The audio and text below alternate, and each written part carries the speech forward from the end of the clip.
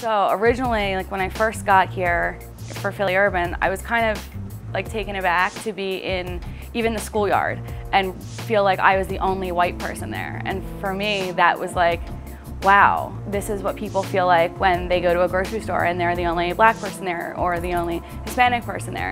And so that for me was like a really interesting feeling and a learning experience. Even though I'm from outside of the city, I never came into the city. I grew up with the stereotype that it's dirty, it's unsafe, there's no reason for you to go there. I only ever came on like field trips to the Liberty Bell. So when I did the urban seminar, I was at Bayard Taylor in North Philadelphia, and I had the most awesome experience. My motivation is just to make this school, this community a better place. Showing my kids that they can be leaders in our own community, come back and serve our community the way that I did after I graduated college.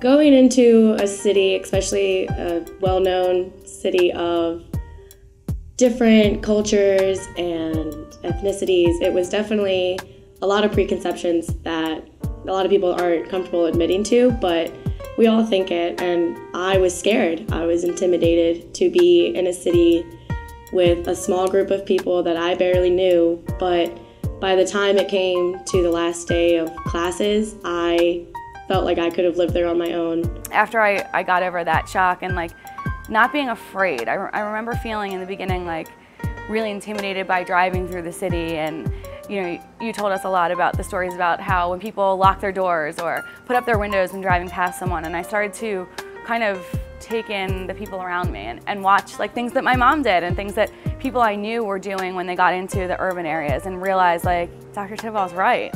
People do that, and it's just out of, you know, the media's sensitization of what's going on. And so I started to kind of check myself, and I was able in just 2 weeks to completely, I think, transform just my way of thinking and my viewpoints of urban areas and inner city kids. It was unbelievable. Teaching presents challenges every day for anyone in the profession, but being a teacher in an urban area presents its own unique set of obstacles. There are many misconceptions and stereotypes about the various schools and children that dwell in the city. While fighting the misconceptions and stereotypes, urban schools face a wide variety of problems, from budget cuts and recruiting teachers. Finding the right teachers is probably one of the biggest obstacles for urban schools like the ones in Philadelphia, since a teacher has tremendous influence on a student's life early and later on. One of the biggest challenges, though, is our surrounding neighborhood. You know, it's a very trying neighborhood. It's a very challenging neighborhood in terms of drugs, you know, weapons, violence, things like that. That, you know, they have to walk through that neighborhood every single day to get to our school. So that's the biggest challenge: walking through drug corners, walking through drug dealers, you know, walking through drug addicts, and getting to school safe is one of the biggest challenges. As far as the kids are concerned, the biggest challenges are hearing their stories and being able to do everything that you can possibly do to make them comfortable and safe within the school day, but knowing that they have to go back to that story at the end of the day.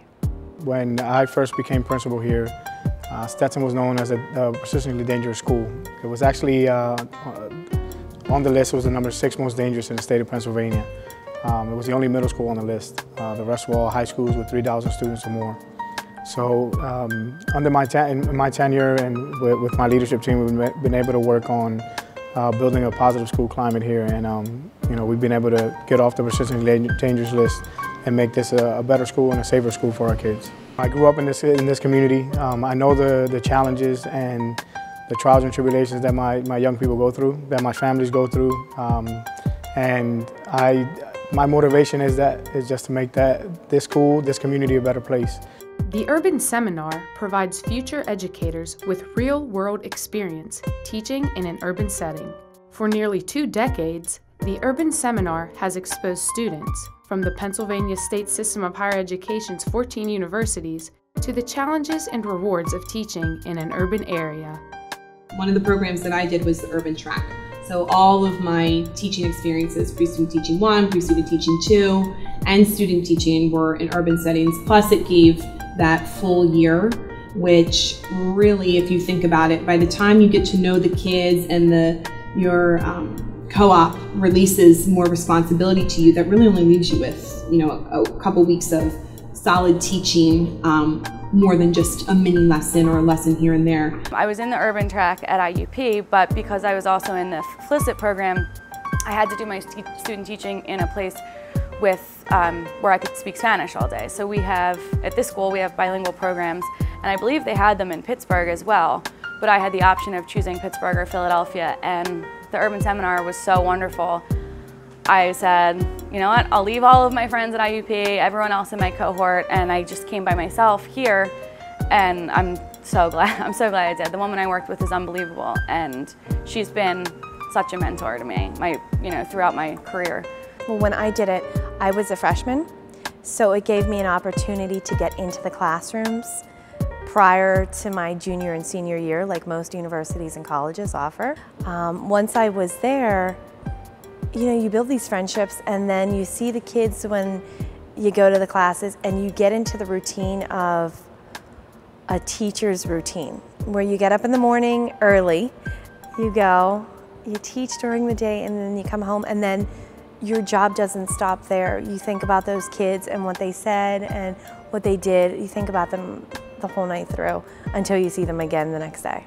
The Urban Seminar not only gives its participants an opportunity to leave an impression and influence on the lives of the students they will have the privilege of teaching, but the children also leave lasting impressions on them as well, shaping them into better instructors and leaders along the way. First, it's showing them that you respect them, because they won't respect you unless you show them that you respect them first. And then setting down the rules and the expectations and the boundaries. I still always have a sense of humor, but I'm able to have a little bit more of that as we go on. They, don't need just somebody to sit there and say, well, that wasn't very nice. You should have thought of that differently. But these people go in there knowing that most of these kids don't have parents that are going to tell them they're doing something right or wrong, or telling them they're doing good, or telling them that they worked really hard at that. And it's building that trust and that relationship. And I don't baby them, I don't coddle them, I treat them just like I would treat anybody else. So I give them a chance to express themselves. I had a student who had that same experience where his mother and father didn't know how to read. They couldn't read the kindergarten level textbooks and children's books that he was taking home. So he basically would take his own time and all the different skills and techniques that were learned in the classroom home, and he'd have to do it not only for himself, but for his parents. And towards the end of the school week, he had gotten dropped off by his mother in the morning, and I introduced myself, and he said to me, "Oh, Miss Jenna, this is my mom. She's learning how to read with me." I said, "That's great." And he said, "Yeah, I taught her what you taught me." And knowing that I can make a difference in not only the child's future, but his own parents, it's amazing to think that something that I don't think twice about is going to do something for their future. These kids aren't different than any other kids. It's just kids. Kids are here, there, wherever they are, they're the same. It's not only about teaching in an urban setting, but being able to be a part of a one-of-a-kind experience that grants inspiring instructors the opportunity to take the first step into the teaching profession. For students that have been in the Philadelphia Urban Seminar, it has been a life-changing experience. Personally, I talked to many of them about their experiences, and it was very touching on the last day before they left. Many of them came personally to tell me that this was a great experience for them. One young lady in particular came to my office and was in tears and said to me that she didn't even plan on coming to the trip, and she didn't want to teach in an urban setting, and she was afraid to come to the city because she was from the suburb, from a rural area and a small town. But coming here to Stetson and seeing the kids and having this experience and watching me deal with my parents and my students really inspired her. Really motivated her, and now she wants to be a teacher in an urban setting. This is what I want to do. This is what I'm going to do. Because I think a lot of it is the fear.